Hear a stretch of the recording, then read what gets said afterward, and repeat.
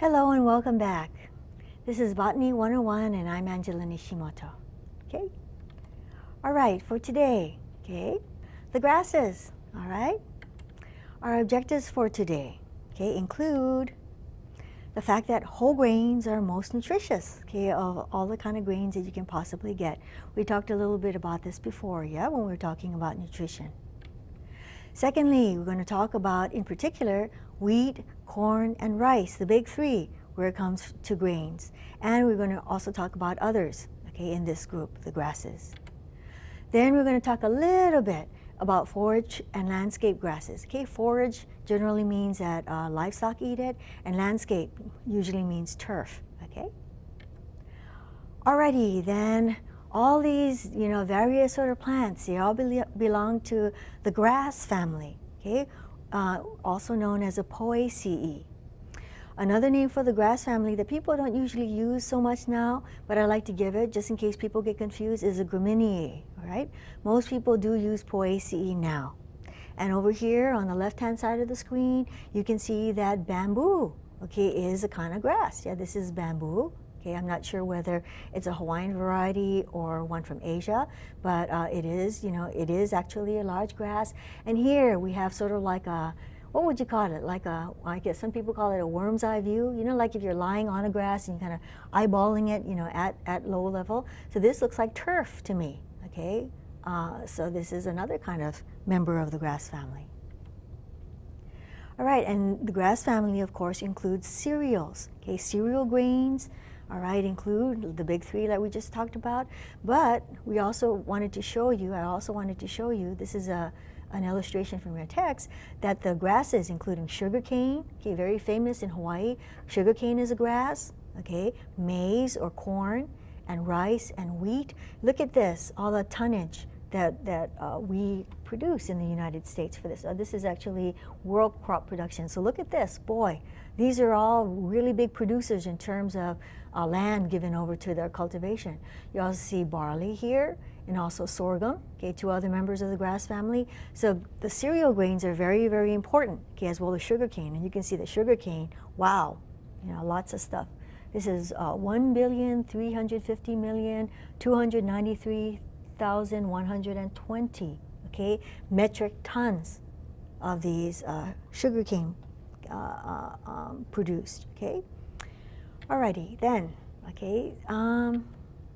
So this is wheat. I think that we've seen this illustration before. This is a illustration of part of the plant. You see the leaf, stem, okay, and flowering, or a fruiting head. No, this is the flowering head. These would be the fruits. Remember that these particular fruits are called grains.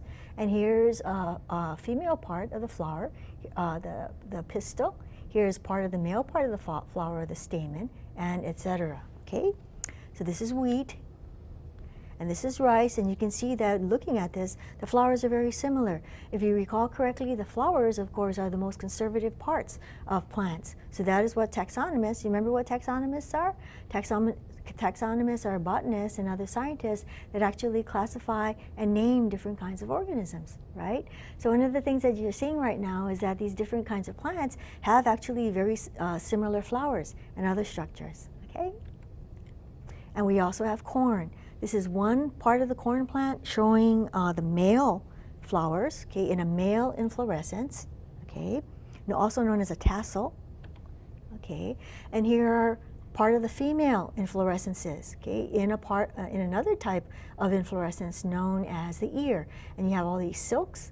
These silks, corn silk, you might think of corn silk, I think cosmetics.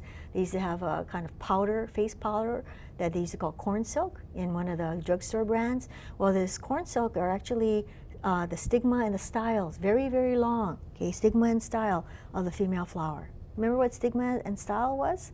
Yeah? Okay, so we also have barley and sorghum, oats, millet, and rye. These are other cereal grains, important, especially in more tropical areas of the world. Okay, wheat, rice, and corn tend to be more temperate climate. Okay, even though you can grow corn in some subtropical and tropical areas as well. So here you have barley over there on the left, and you have sorghum on the right. Okay, And here's oats. Okay, at one time oats were thought to be fit only for animals. You know, this was in the early Roman days. Romans, even if they were being under siege and they were being starved out or something, they refused to eat oats because they thought it was only for animal food. Okay, and over there on the left you have some millet. I think that's pearl millet, and on the right you have rye. Okay, so one of the things you notice is that many of these have very similar looking inflorescences. Okay, like this. All right. So some characteristics of the members of this family include, for one thing, okay, they have, there's about 600 genera. Do you remember what genera are? Yeah. So genera, okay, is plural of genus. So there are 600 different genera and about maybe 8,500 different species, yeah, of different kinds of grass family members. Another thing about them, in that in terrestrial areas in the world, they tend to be the dominant vegetation, okay, in the kind of ecosystems known as prairies and savannas. So here is a little photograph of grasses, you know, in some prairie area. I think this might be from the North American continent. And savannas. Savannas are actually grasslands with occasional trees, okay? And savanna is very famous too, especially in Africa. Yeah. So these different ecosystems are places where grasses are dominant. Okay, dominant vegetation. Now, and here is a picture. I think this is a photograph of a grassland, a temperate grassland, like a prairie. All right. Yes. All right. Another thing is that grasses tend to be very variable. They can be found in way cold areas like Arctic areas to tropical swamps as well. Okay, so here some grasses, just showing you different ecosystems. And this is, I think, from a cold area, and this is part of a swamp. One of the things you'll notice is that in these photographs, you actually have a whole lot more trees, maybe, than you might actually see there. Yeah, just because maybe the photographer wanted to show something which had more visual interest, yeah? But in these places, oftentimes there's big areas that don't have a whole lot of large plants in, okay? That's something that's an interesting sort of thing. Because when you're taking photographs, you want it to look nice, right?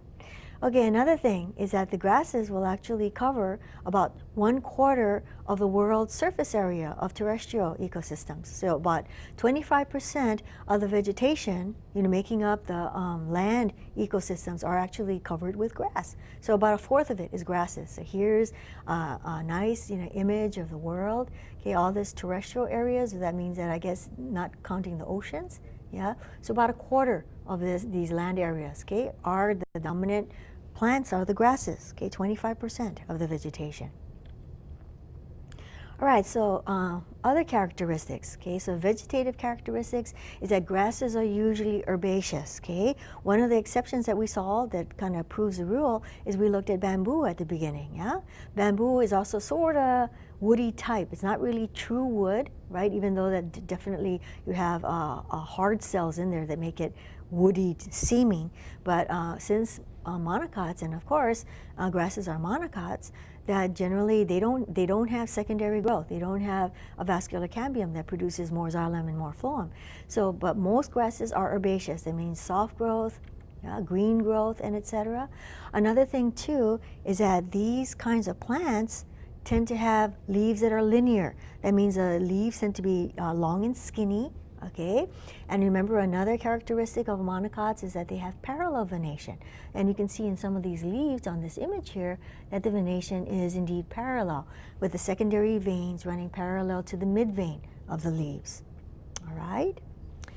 Okay, and another characteristic is that if you cut a grass, even if you're cutting a turf grass or something, like Guinea grass or California grass, which most people tend to consider weeds, if you cut them with a sickle or something, you look at it, the stem tends to be hollow, sort of like this, right? You actually can see, inside of the stem, okay? Alrighty. Other vegetative characteristics is that some grasses have horizontal stems. Remember, you have stolons as a type of stem adaptation, horizontal stem that can be reproductive. So stolon is generally above ground, whereas a rhizome tends to be under the ground. They're very similar to each other. Okay, stolons are also sometimes called runners. So here you have an example of a stolon. okay, and also a rhizome. Another good feature that we see in this illustration is that this area here called the crown, this is part of the stem of this particular part of the grass. Now if you have little keiki, like here's a little baby grass plant, okay, growing at the end of the stolon. Here's another baby grass plant growing on the end of this rhizome, okay. Do you remember this is called asexual reproduction or vegetative reproduction, and these little plants tend to be clones of the mother plant or the parent plant. Another thing that you can see from this illustration is that you have a fibrous root system. Yeah, so you have linear leaves, you have vegetative reproduction perhaps, okay, on a condensed stem, and then here you have these horizontal stems, and you have also fibrous roots, okay, different characteristics that we generally attribute to monocots, yeah? All right, fibrous roots, yeah? Another thing too is that you have some grasses that are annuals, some of them are what we call perennials. Annuals, if you recall, are plants that germinate, they will grow, they will flower and fruit over 1 year. So a lot of cereals, the ones that we tend to eat and feed to our animals, these tend to be annuals, and that makes sense, right? If you have a plant that is growing in 1 year, putting a lot of its energy, okay, into the fruits, all right, and actually making these fruits that we consume for food. One of the reasons why we consume it for food is that they're very nutritious. They have lots of starches, maybe proteins, maybe fats, all three in some cases, all right? So what they tend to do is that we grow them, and they tend to put a lot of their food reserves in the fruits, and of course when we harvest them like that, so if they're putting a lot of the food reserve into their fruits, that generally you can kind of infer from that that the plants tend to live maybe only a year, yeah? Whereas a lot of pasture grasses and what we call turf grasses, the ones that we have in our lawns and on our golf courses, they tend to be perennials. That means that they will continue growing and producing over year after year after year. Yeah, usually over 2 years, okay? Alrighty, then we also have the flower, because of course grasses are flowering plants. Okay, even if we might not think about that sometimes.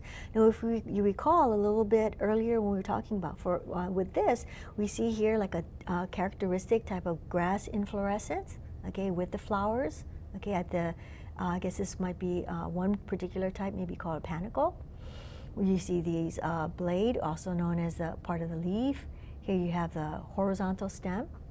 Okay, and then what we have here is like part of the flower. One of the things you might notice is that you have these glooms, okay, glooms and also loticules and such. These are actually bracts, all right? You also have things called the palea and the lemma. So don't worry so much about the terminology for that. Just remember that you have a lot of bracts that surround the grass flower.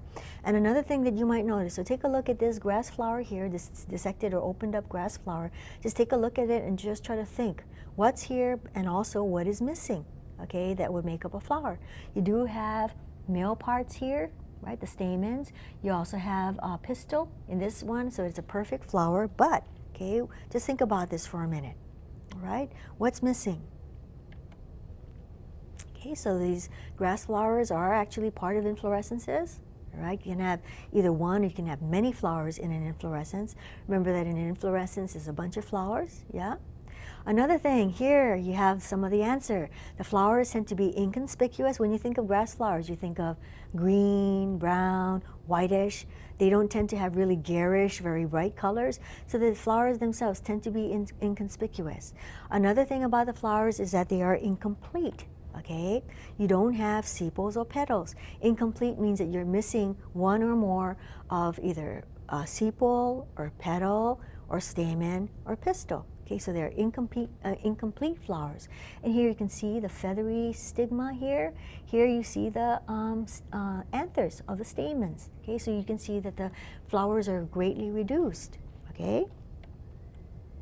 So you have 3 stamens, 1 pistil, and that kind of holds true for monocots. You have stamens in 3s, right, or 3 stamens, yeah? Remember, one of the characteristics of a flower of a monocot is that generally the flower parts are in 3s. Okay, so you have incomplete flowers, you have those that are sort of shy, retiring looking, kind of not really gaudy or really, you know, obtrusive, okay? Another thing, another characteristic of these flowers are that they produce a lot of pollen, copious amounts of pollen. Remember that during the summertime, some people suffer from allergies, and this is usually when the grasses are blooming. It's producing all this pollen, and some people get allergic reactions to that, okay? And you have feathery stigma. So if you look at this other grass here, nice, couple of nice photographs from Dr. Carr's website here. You can see the anthers. You can that will make lots and lots of pollen, feathery stigmas. Okay, so what are these adaptations? How are they pollinated? What do these adaptations point to? Think about it. How are they pollinated? What pollinates these flowers? Can you remember that? Okay, think about it for a minute. Okay, they're pollinated, okay, by wind. All right, they tend to be pollinated by wind. So therefore, they didn't really need to have petals to attract a pollinator because they're not pollinated by animals. So what they do, they produce lots and lots of pollen because if the plant is dependent on wind to disperse the pollen and get it on the stigmas of other plants or even on the same plant, what's going to happen? It's very random. So it's a good, good strategy in terms of evolution for the plant to actually make lots and lots of pollen. You have these feathery stigmas too. It's feathery, so what they'll do, they'll catch the pollen that happens to be flying in the wind, right? That makes sense, yeah? So things, if you can figure it out, you can sort of see the logic in the way nature has designed these various, designed actually implies intent, so that's not good, but still, how nature has affected and kind of put pressures on these different kind of plants in terms of reproduction, because that's actually what happens in nature, is that you're a successful organism if you have managed to reproduce yourself, okay? That is when you are evolutionarily fit, okay? All right, next we're going to talk about the fruit, okay? The fruit of the plant. Remember that the flower, after pollination happens and double fertilization happens, you have the development of the fruit from the same organ, okay? And the fruit and the flower, these are the sexual organ of the plant, right? So what you have is that you have a fruit called a grain. Do you remember what grains are? Okay, these are dry fruits, okay? And they tend to have a single seed. And another thing about them is they do not split open, or in another way to call it, they're called indehiscent, okay, indehiscent, they don't split open.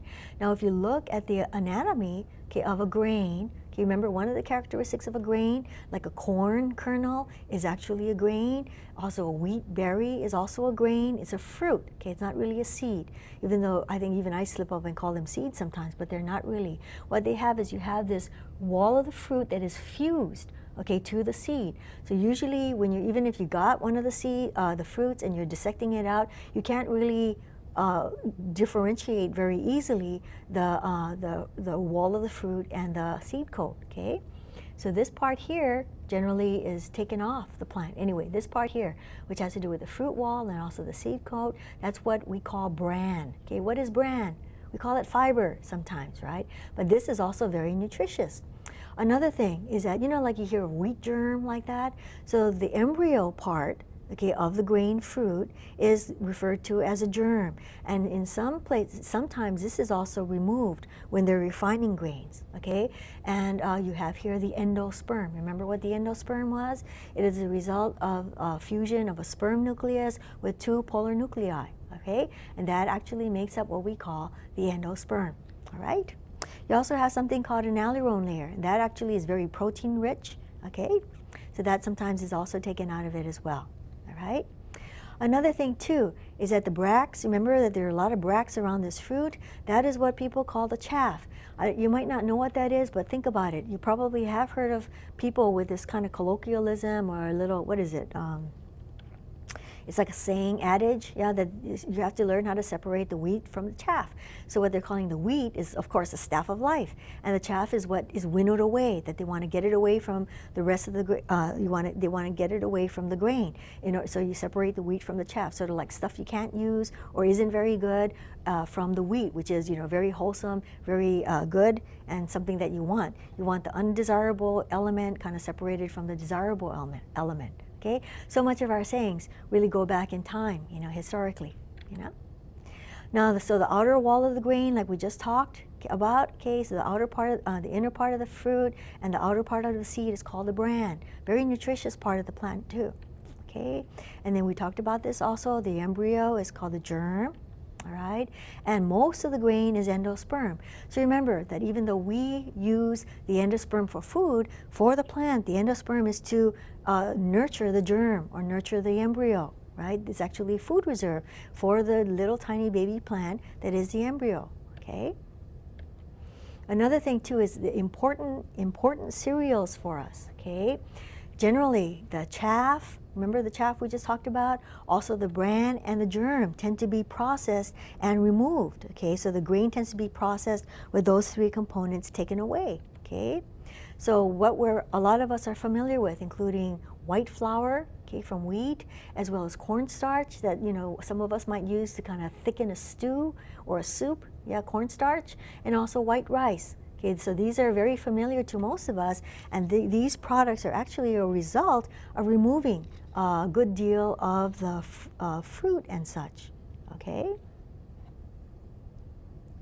Alrighty.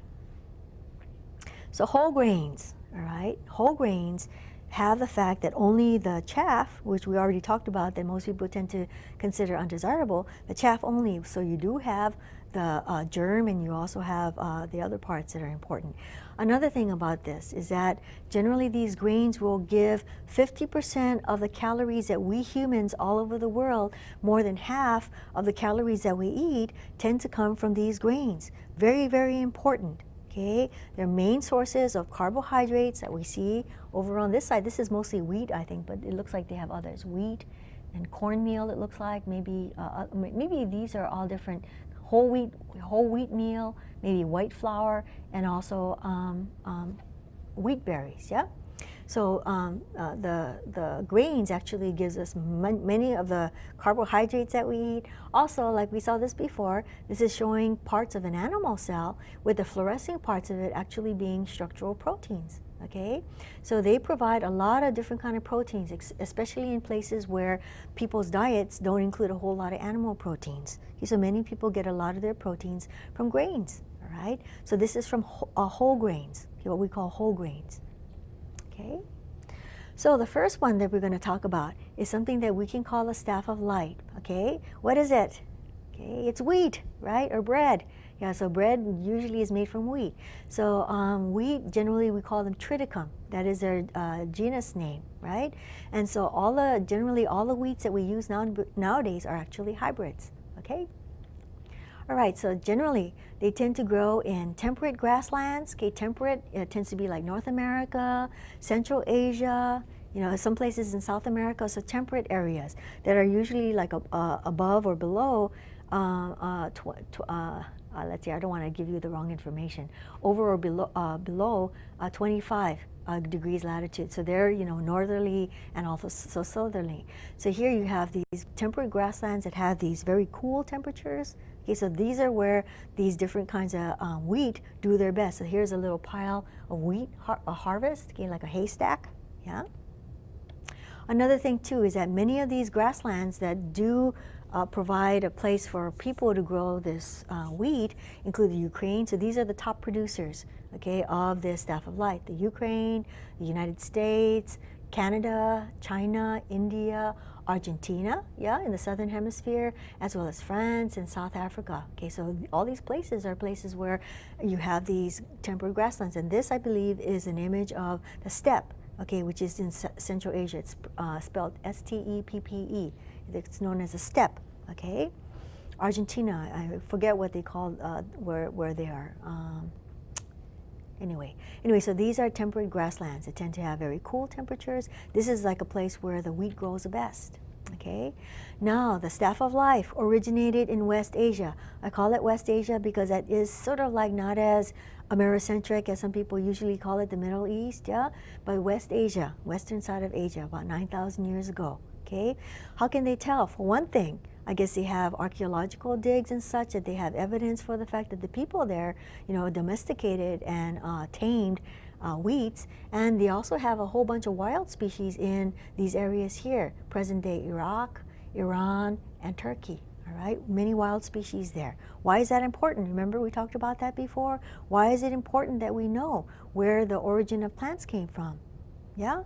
Remember that if something happens to the grains that we're growing now, this is over half of the calories that the world consumes, okay? So if there's some kind of disease or susceptibility to some kind of a pest of some kind, they can go back to the source, where the plant came from, in biogeography, to find plants to actually hybridize with the ones that we have now. So, you know, the whole world won't starve, even though hunger is definitely a problem in the world even now, which is a crime.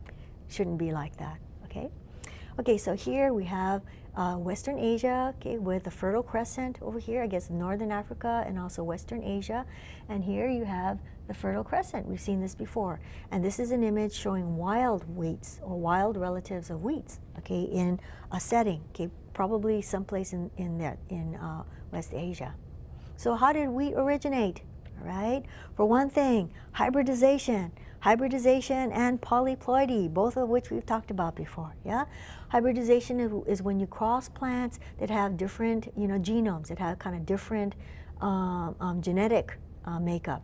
Polyploidy is when you have more than 2 sets of chromosomes, because most organisms, well, a lot of organisms have 2 sets of chromosomes, right? Or diploid, like we humans, we're diploid, yeah? What happened? You actually got people, okay, this actually happened in nature as well as people did it too, deliberately maybe. You had one kind of wheat, diploid, you can see AA, that actually just stands for 2 sets of chromosomes crossing with a goat grass, okay, with a genome designated as BB, okay. Cross these two together, you got another kind of wheat, okay, which people call emmer wheats and durum wheats. Durum wheats are used to make pasta, okay. What happened then? And you would have expected A and B as being the genome of this one here, but what happened is that it doubled its chromosomes. So here you have AABB standing for something known as a tetraploid. Tetra means 4 in Greek, right? So generally you have 4 sets of chromosome in these different kinds of wheats, right? Very good for one thing. Another thing too is that this might have been a deliberate hybrid. They crossed again, another goat grass, okay, with this wheat here, and they ended up with AABBDD, or a hexaploid, okay, hexaploid, which means 6 sets of chromosomes. And this is actually what we use now for most of our bread wheats, okay, or some variety of this. I think they call it Triticum aestivum, okay? Anyway, so this is something that happened over thousands of years. Think about it. We humans as a species, we're really brilliant. You know, we really are. People actually did this, okay, and managed to bring something into the world that we use for food. Okay, this is one of our good features and also our downfall, is that we have the ability to change what's going on around us, okay? Now, modern types of wheats, okay, include the durum wheats and the bread wheats, okay, that we talked about a little bit. And here's a modern kind of fruiting head here, okay, of this kind of plant here. All right. So this Triticum aestivum, and this is a bread wheat, is mostly the type that people grow. About 90%, okay, of the wheat that's grown is Triticum aestivum, okay, and this is used in breads. Okay, look at that. Doesn't that look great?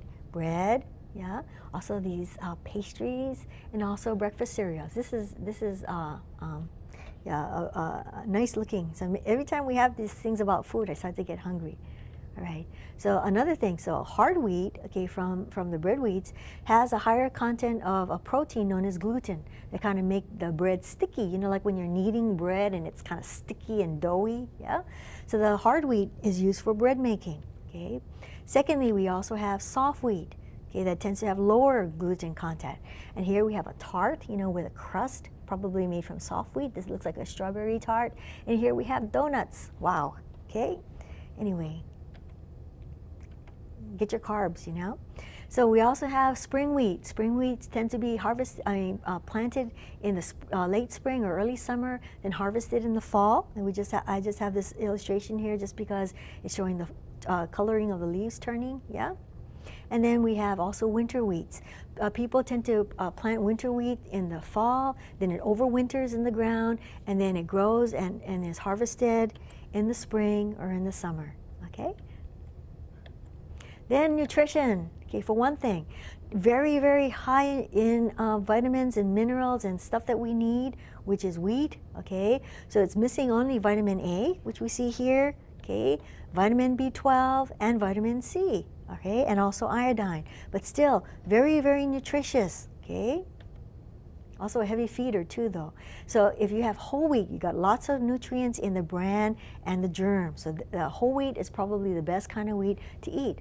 Another thing too is that a lot of the wheat that we use in the United States, you know, if you're baking a cake or you yourself are making, you know, some kind of a nice treat, you know, out of this, if you like to bake, okay, bread or anything else, a lot of the flour that you're going to probably be using is refined. So usually people, when they use white flour, and I think they made it a law, in fact, in the United States, that white flour tends to be enriched, okay, by the manufacturers, and they tend to add mostly iron and B vitamins. So what do?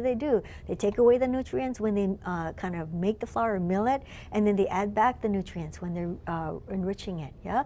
At the same time too, breads and such made with white flour tends to not to have as much fiber in it as much as we would like. Okay, so always whole wheats are actually your best bet, and it really is true. Once you're actually used to eating whole wheats and whole grains, you know, you really like it. And even now, I think that I grew up eating white rice. You know, just local person, so I'm eating white rice every day. But nowadays, even when I go to the cafeteria, I'll eat brown rice, and actually I prefer it now. You know, so your taste can change. You know, but I have to say that sometimes when I eat white rice now, which is not very often, that it's really, really good too, you know, because it's like a nice treat, okay?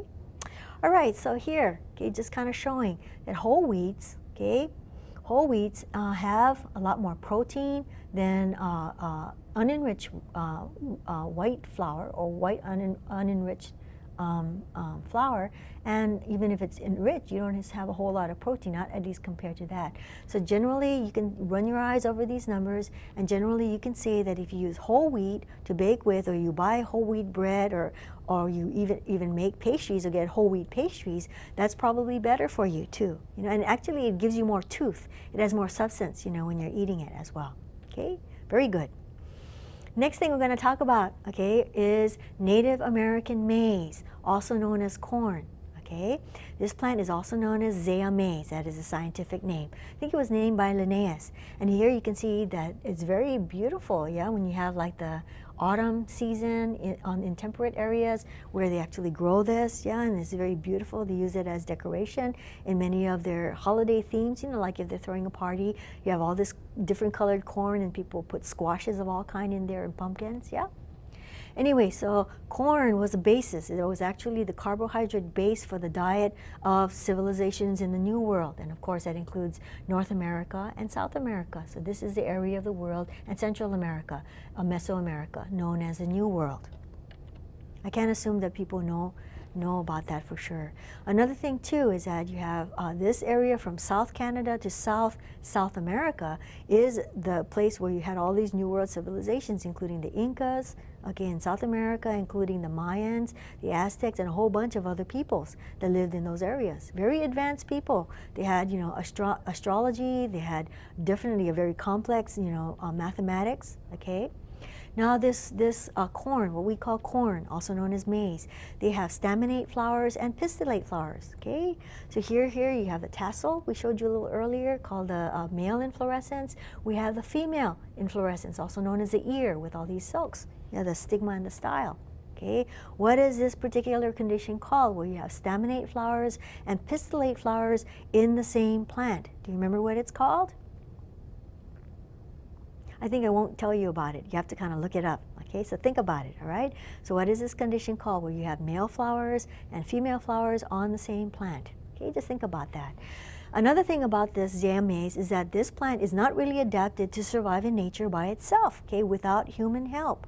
Why is that? Think about it too. Okay, take a look. This is a clue.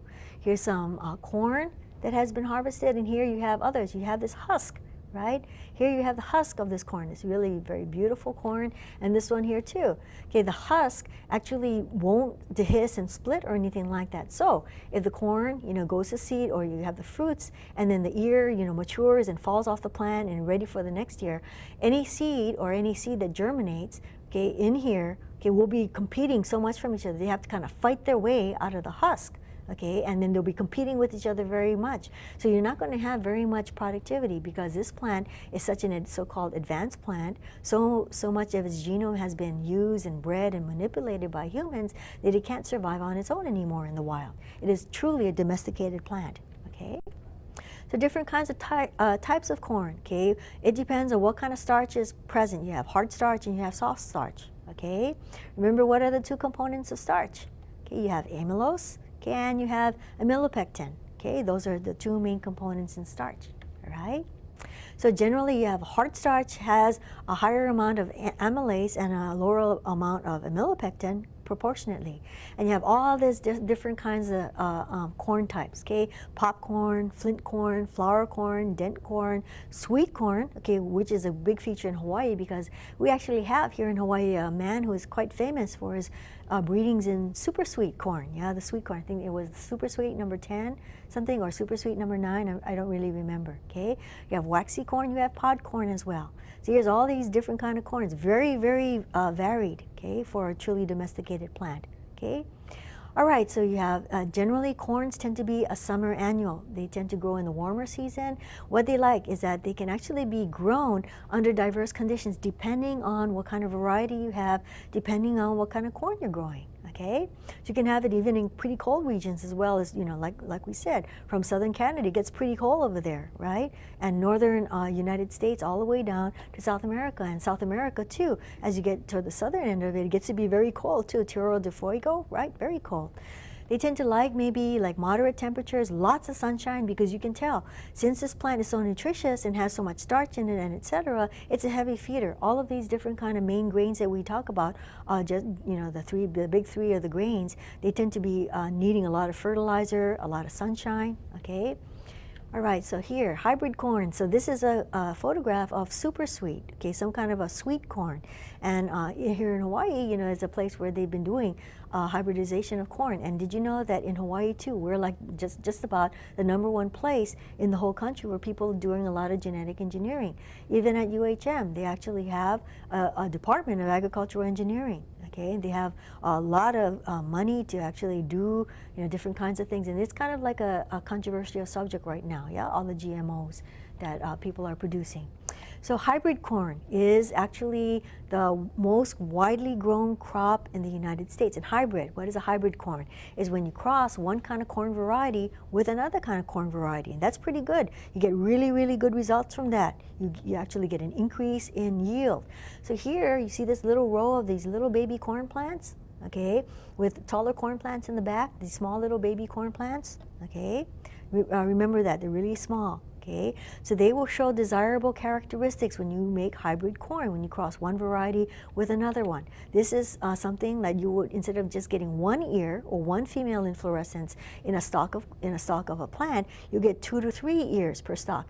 You see these corn plants? These are the same baby corn plants that we just looked at, maybe about less than a month later, and it's actually larger than the corn that was behind it. So this is hybrid corn. This is something that we call what they call hybrid vigor, okay? So you have stronger stalks too, and you have the ears in a standard position, so you can actually run the machine through these rows of corn. You can harvest it mechanically instead of having to pay people to do it. You know, so some people might not agree with that, but it actually will make things a little bit more efficient. I myself, I'm not so sure that that's always so good, because maybe energetically it might actually cost people more. It's hard to figure out these kinds of things, which is actually better or not. So when you make hybrid corn, you will increase production. Okay, so this 2 to 3 ears per stalk for one thing, also stronger stalks for another one. Okay, and 2 characteristics that you can get from hybrid corn. Okay, so it's something called hybrid vigor. That means sometimes you cross one plant with another plant that differ in one particular characteristic or more. You cross them together, and their offspring plant might be bigger, stronger, more productive. And that's also known as heterosis. Okay, hybrid vigor. Okay. Now this disadvantage of this hybrid corn is that the farmers that do grow corn will have to buy seed corn every year. That was another avenue of a lot of controversy, okay, years and years ago. Before, you know, what people had done, I think, I won't mention what company it was, but a particular company that supplied a lot of the farmers, small farmers, you know, around the United States with seed corn, what they call seed corn, to grow a new crop of corn. They actually engineered a kind of corn that would abort. Okay, when the fruits were ready, the seed would actually abort. So when you had the corn ear, okay, the actual individual fruits, after a certain amount of time, they would die. So you couldn't actually get seed corn from the crop you grew the previous year. Okay, so that was kind of like a big controversy that this company had actually had engineered this particular kind of corn to self-destruct. And of course, it was probably a business move to try to make sure that they could sell seed corn to the farmers every single year instead of the farmers being able to get their own seed corn. Okay, that seemed like not quite a very ethical thing to do, even though when you think about it, when you go into business, you're going to business to make money. And when you go into business, that's the whole idea, to stay solvent and to make a profit. That's the two things you want to do when you have a business. And sometimes businesses can be quite ruthless, Not saying the individuals in the business are bad, but just that is the goal of the business. Those are the goals of the business, and that's just how it is, Very bad though, but I'm glad there was kind of like an outcry about that. So here you have some corn. Looks like it's in with another bunch of grains here, probably wheat. Okay, so we're going to get into the ancestry of corn. Okay, let's see. So most people, not really sure, but remember George Beadle that we talked about before? Yeah, I believe he won a Nobel Prize. He proposed that the ancestor of corn was teosinte. And over on the right-hand side, you see an image of wild teosinte. Okay. So one piece of evidence is that you can actually hybridize maize with teosinte. That's one piece of evidence that points to the fact that they're at least related to each other. Another thing shows is that generally they have the same number of chromosomes. They have a diploid number of 20. Yeah, like we humans, we have a diploid number of 2n equals 46. Well, this particular grain has a 2n number of 20. Okay. Now the thing is, for corn to have developed perhaps from teosinte, all right, they early people had to have two major mutations to happen. Okay, for one thing, you had to have something called a non-shattering spike. Most grasses, as they mature after pollination and fertilization, the spike or the inflorescence, as the fruits are ready to go, it'll shatter, okay, when you touch them, all right? So that allows a dispersal of the fruit and the seed, okay? That's one thing. You have to have a non-shattering spike. Another thing is generally you have to have a reduced fruit case, either a reduced fruit case or a soft one. When you're eating corn on the cob, and generally you can eat the little grains, and then you're eating the corn, and then there's a little cup in there. You have a little part of the grain that's adhering to the cup. Well, that is actually the fruit case. So I guess when you kind of look at an image of teosinte, okay, you can see that it looks very much different from corn. Okay, and this one here, this teosinte actually does have, some of them have a fruit case that pretty much covers the grain, okay, or the fruit. So they had to find, somehow two major mutations had to have happened for corn to have developed from teosinte, or maybe even a common ancestor, okay?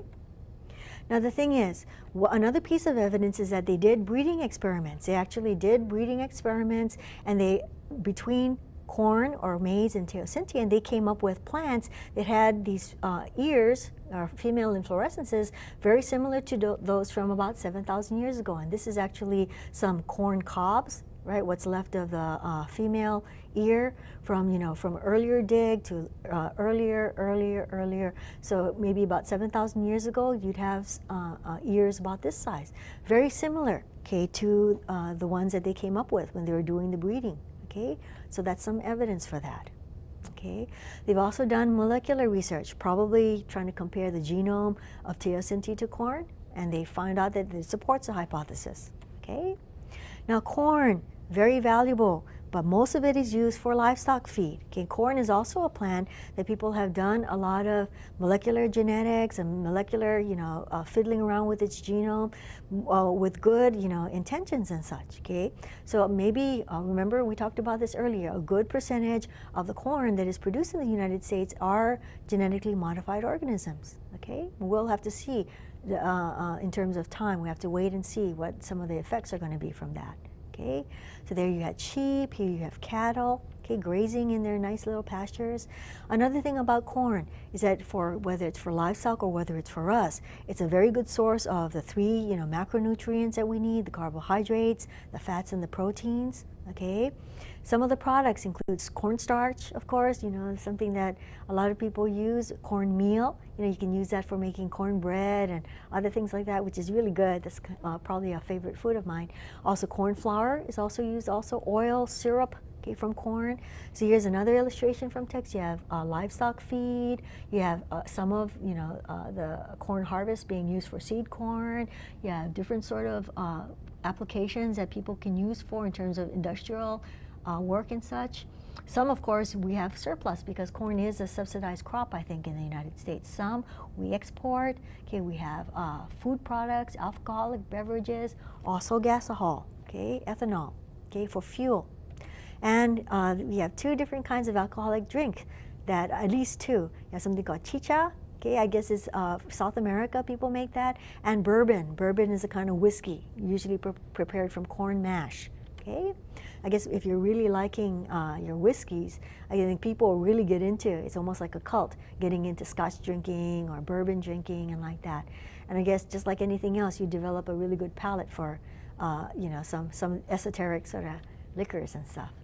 Now, the third big group that we're going to talk about is Oryza sativa, also known as rice. And this is literally a food plant, okay, that supplies billions of people with the major, calories every day, okay? So this particular grain, rice, feeds more people on earth than any other of the grains, okay? More than 2 billion people. That makes sense when you think about China for one place, also India for another place, two of the most populous places in the world. And lots of people in China and India eat a lot of rice, okay? This is also a crop that is grown only for human consumption. Generally, people don't usually feed it so much, to the livestock or any other animal. Maybe I know that I used to know a lady who used to make her dog food, so she used to put rice in there. But generally, rice is generally grown for humans only, okay, unless people kind of do something else. Another thing about it also is that this plant was also cultivated for 11,500 years, especially in China and in India. Okay, it's one of the oldest domesticated crops. This is kind of awesome, So here's a nice map showing China. You can see a little bit of the Indian subcontinent as well. And you can see here too, this is like a political map, and you can see generally China, India. You have some of the countries between them, including Tibet and Nepal, Bhutan, okay, some people call it Shangri-La, okay, Bangladesh, okay, not really adjacent to China, but still, lots of smaller countries in there too, and Pakistan over on this side. Another area in the world where there's a lot of unrest and not happy people, politically, okay? So these rice plants tend to grow mostly in lowland tropics. They like to have warmer climates, and they like a lot of water. Flooding and growing them in rice paddies is an ancient way to do this. Beautiful photograph of rice paddies. I think that that is in China someplace, okay? So another thing is brown rice. Brown rice is very good for you. It is the whole grain that has been dehulled. Okay, the hull has actually been taken off of it, right? And very much brown rice is much more full of B vitamins and others such as white rice. Remember that we talked about beriberi? Beriberi is a B vitamin deficiency that can result when people rely mostly on white rice for the calories, because the grain has lost a lot of its B vitamins, when it's actually polished and such, okay? Still though, even now in Asia, people tend to prefer white rice. Okay, that's sort of like a statusy thing, because white rice is more processed, it's more expensive than brown rice. So I think even nowadays, many people in Asia prefer white rice, even though brown rice is more nutritious. Okay, so there are lots and lots of varieties of rice. Two main types include the indica subspecies and the japonica subspecies. For one thing, the drier one, like when you're eating rice and it's flakier, more drier, which is how people tend to like it more in the United States and in a lot of the Western countries. They tend to like it when it has more of that amylose, so it tends to be drier. Tackier rice that tends to be more sticky is a japonica rice, And so this one here has less amylose, very much allied, sort of like with the different kinds of wheats. More amylose or less amylose, depending on what purpose you want to use it for. Now in 2002, there was a company that has announced that they did sequence the genome of rice. Now why did they do rice? Why didn't they do corn? Or why didn't they do wheat? For one thing, Rice has 430 million nucleotides making up its genome, okay? And the corn genome is much larger than that. It's 5 times larger, and the wheat genome is 40 times larger than the genome of rice. So investigators and researchers are so very, very excited about this, you know, about the possibilities in terms of changing rice, doing genetic engineering, making something better. Remember that we talked about before in earlier lectures about golden rice, how people who are doing genetic modification, they actually changed the genome of the rice so that it would produce beta carotene. And they did it with good ideas behind it. They wanted to do that so people in places where they ate a lot of white rice would be able to get beta carotene and not get beriberi, okay? Alrighty, here. Now, we're also going to talk about some other grains as well, okay? Yikes. Alrighty. So for one thing, okay, we have a kind of grain known as rye, okay, also known as Sacchalis cereale. Now, triticale, okay, triticale, I don't know if you say it triticale or triticale, but triticale is actually a hybrid between wheat and rye, okay, because they are relatively closely related to each other, so you can produce a hybrid that way. Okay, so here's a nice image of rye, right? And here you have wheat berries, or the fruits of wheat. Here you have the fruits of rye, and here you have triticale, okay, in the center. Okay, so you can form a hybrid between these two groups. Remember that everything we're talking about today are actually grains from the grass family. Yeah, so some of them are closely enough related to each other. Okay, so you can actually hybridize some of them. Okay. Another kind of grain that has been important to humans, you know, anybody who's ever eaten an oat cake, you know, from some coffee shops, very delicious, okay, very famous. And in fact, I think a local newspaper has actually had articles and publications of recipes that approximate the oat cakes of a particular coffee shop that's kind of famous, right? Don't you wish you bought stock in that a long time ago? Anyway, so you have oats, okay, Avena sativa. Sativa usually just means a common type of a plant, you know? Anyway, so oats, okay, very good. I think oats are a grain that is especially grown and savored in Scotland, I think. And I think in Scotland, it's cold there, you know? And I also think that generally, too, in Scotland, pretty much are pretty famous for oats and different kinds of breakfast components, kind of bringing that together. So oats, very nutritious. It's very, very good for you, you know, rolled oats. Anybody who has ever eaten oatmeal, you know, it's a wonderful thing on a cold morning, you know, hot cereal. That's really great. And you also have barley as well, Hordeum vulgare. Vulgare doesn't mean really vulgar. Actually, vulgar comes from vulgare because vulgare means common, just like sativa does, okay? Anyway, here's a picture of barley. You can have barley water. People drink barley water, and I think that they have, what is it? Other things. You actually germinate barley sometimes, and I guess people consume that too, or is that wheat? Anyway, so barley, another kind of grain. I think they use this also for brewing, yeah, when people are brewing beer, yeah, barley, and hops, yeah.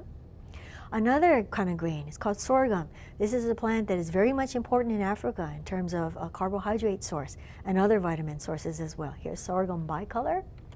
Okay. Also, we have the millets. You know, millets is actually a good kind of grain. You know, remember that we talked about it a little bit earlier that wheat has gluten in it, and some of these other different kinds of grains also has gluten in it also. But there are people that have like an allergy to gluten. They actually are allergic to this protein.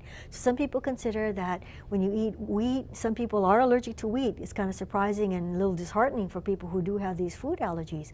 So one of the recommendations they say is to actually go to millet. Try to eat millet. I know for a while I was cooking millet, you know, and serving it, you know, and then I kind of mentioned to one of my colleagues that I was cooking millet, and the person kind of looked and said, oh, they use that for bird food, but you can eat it. Millet is very good, and it's also very low in gluten. So if you have food allergies and you're allergic to gluten, it's very hard, you know, in our culture to find food that you can eat. If you can't eat wheat and you can't eat rice and you can't eat corn, it's very hard to find a good starch source to do it. Millet is pretty good. I've tasted it, and I think, you know, like any other food, if you've been growing up eating it, that it's really good. And it is pretty good. I think most people might want to add a little bit, maybe butter or sugar or something to make it taste a little bit different, but still, I think it can be a good solution for people who unfortunately have wheat allergies and corn allergies and rice allergies. That makes it very hard if you have food allergies to give yourself, enough nutrition, Now the next subject we're going to talk about, okay, has to do with other kinds of grasses, okay? These include forage for livestock. Forage is just, just like we talked about humans foraging. This is when usually an animal is led into a pasture or into a field and just allowed to eat whatever's there, happens to be there. Yeah. So in many parts of the continental United States and in Europe and in Asia, all over the world now, a lot of forests have actually been cut down or actually browsed to the point, by different kind of ruminants to actually end up where you don't have hardly any trees anymore. You just have grasses that grow, which of course the animals will eat. Yeah, because remember, cows have a bacterium in their gut that allows them to digest cellulose. Remember that we humans don't have that. Anyway, so grasses can be used for forage as well.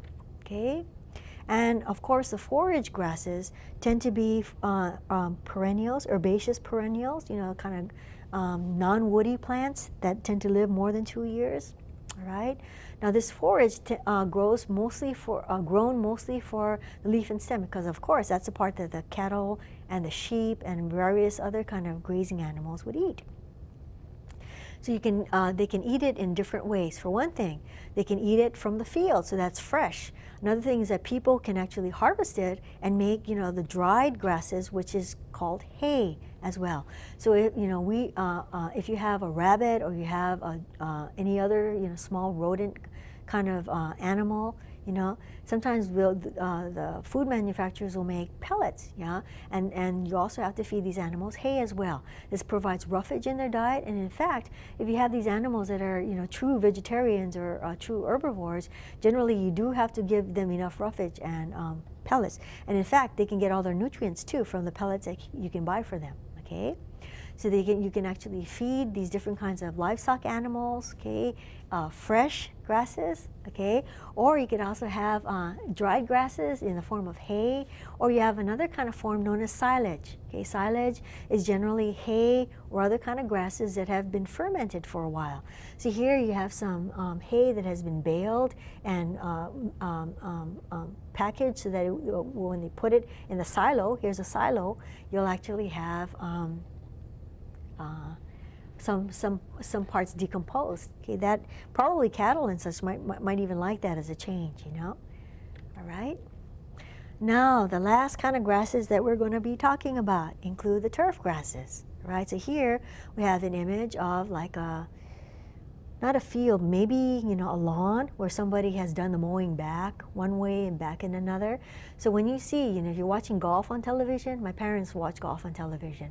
So when you actually see those beautiful greens that they have at Palm Springs and all the other places where they have those golf tournaments and such, they actually have mowers. They'll ride it one way and they'll ride it another to make it look so nice this way. Because when you do cut grass, the direction that you cut it, it has like a nap to it. Like if you're doing sewing and you have velvet or other kinds of fabric that do have a nap to it. If you cut it or in one direction it looks kind of silvery, in the other direction it looks really like it's really sucking up a lot of the light. Well, I guess turf is also done that too when you mow it. So turf grasses include grasses that you walk on, grasses that make up lawns, grasses or turf that they use for golf courses as well. Kind of important, economically important, okay? So these turf grasses, all right? They include Bermuda grass, they include centipede grass. A lot of these are the ones that people don't like. But turf grasses, so you see here in a lawn. Now turf, okay, turf is very kind of interesting. Okay, so here you have a lawn at somebody's house, also mowed. You can see that they mowed it sort of like in a checkerboard pattern, back and forth. Now turf is very good if you want to have a little lawn, for your kids to play in, or for having your friends over, you can play like touch football or something if you have a big enough yard. But generally with turf, you have the plants crowded really close together. So one of the things we saw a little earlier that I didn't really remark was that the crop plants, they're spaced pretty far apart. That's to give each of these crop plants enough room so they can actually put out their flowers, put out their their fruits and then be harvested in an efficient way. So generally with these different kinds of crop plants, you tend to move them, certain spacing, like 12 inches apart, 18 inches apart, or something like that. Probably there's people who done studies about that to find out the optimal distances, okay, between these different kinds of plants when you're growing cereal grains, especially too.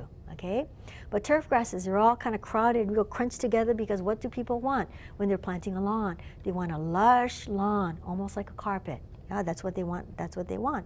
They want a nice grass so their kids can play in it, or their dog can run around on it, or something like that. Okay, sort of like the dream of the suburban America. So here's a little image kind of showing different kinds of weather conditions, climate conditions for different kind of grasses that people might recommend.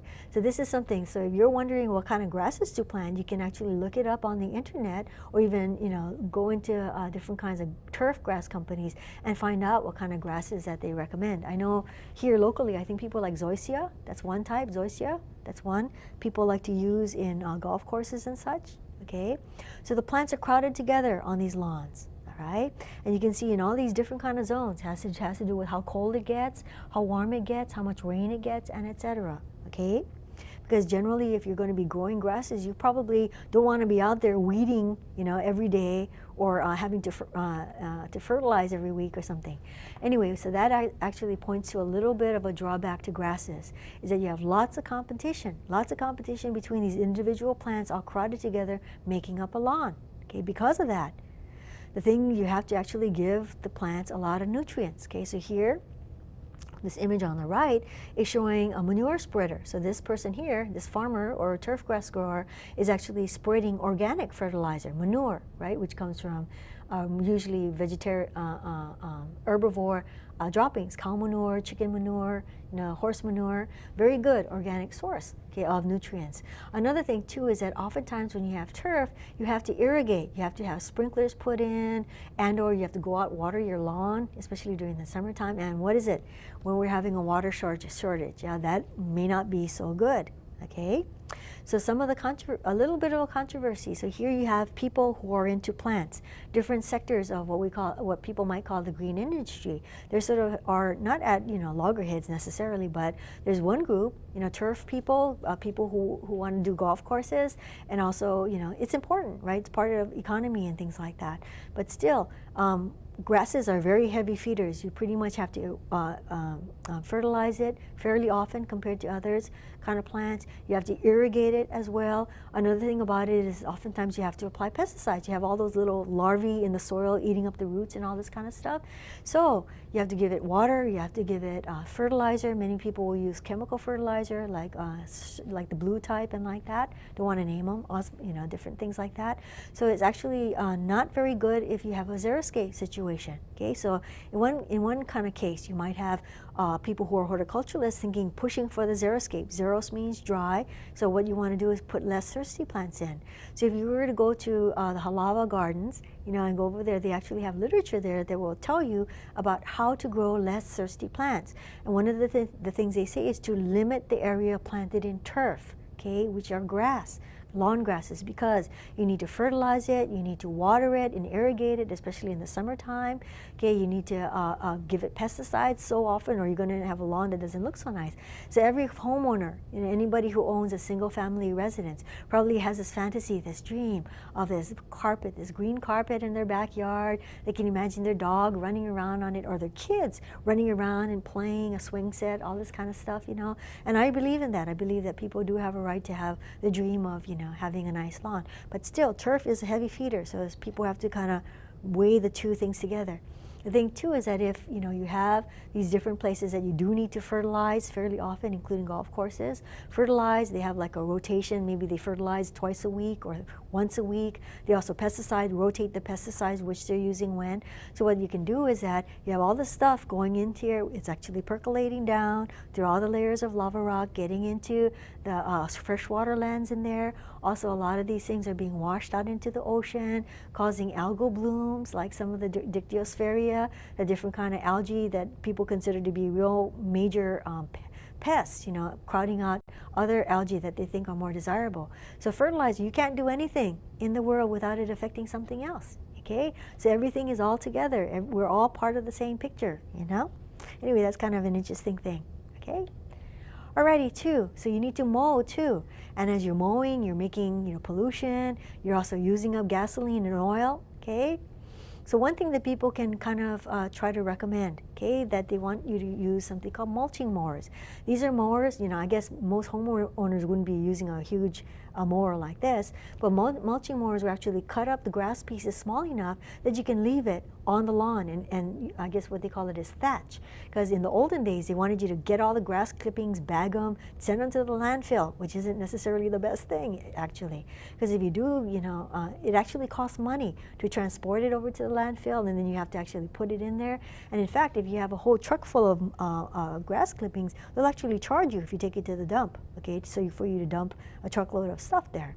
So a good solution might be what they call composting. What is composting? Grass clippings, stuff from your kitchen, eggshells, you know, things like that. Okay, composting. You make this really, really nice, what they call humus. Okay, so this, when you actually put banana peels and you put, you know, your various kinds of vegetable peelings and different things that you can't use, you make a compost heap. You might add a little bit of soil to it. You know, what happens? The bacteria that are in it are going to raise the temperature really high. They're actually breaking down all that organic material to make this really beautiful, nice black compost, which is very, very nutritious for your garden. So composting is a good thing, you know. Right?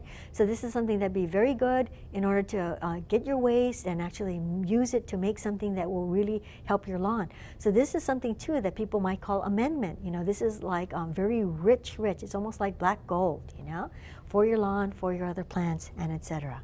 Okay? Alrighty, so here we go. Now we're going to do the summary for today's lecture as well. Okay, for one thing, we talked about the family, the grass family, or also known as the family Poaceae, and also some of the characteristics about them, okay, including the vegetative characteristics, the characteristics of the root, the stem, and the leaf.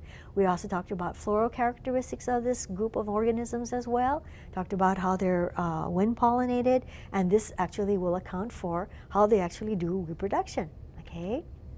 We also talked about the three major grains, okay, including wheat, okay, including rice, and including corn, okay, feeding a good deal of the world, providing the people of the world and animals of the world too, some of them, some domesticated animals, okay, with a lot of their energy requirement needs, okay, major grains, wheat, corn, and rice, okay. We also talked about a few other grains, including sorghum, including millet, including rye, including oats, including barley. I think I might have covered all the bases there, okay. And then we talked about forage grasses, which are eaten by livestock. And of course, most people in the United States and elsewhere like to eat a little bit of meat. Okay, so we have these forage grasses, all right, for that too. Very important. Okay, so grasses are very important to us. Then lastly, okay, we talked about a little bit of landscape grasses such as turf. All right, anyway, so that's all that we were going to do today. And hopefully you had a little bit of fun going through this very important family that are very important economically and also gustatorially to us as well. Okay, so we'll see you next time and wish you a nice the rest of the day. Okay, aloha, see you later.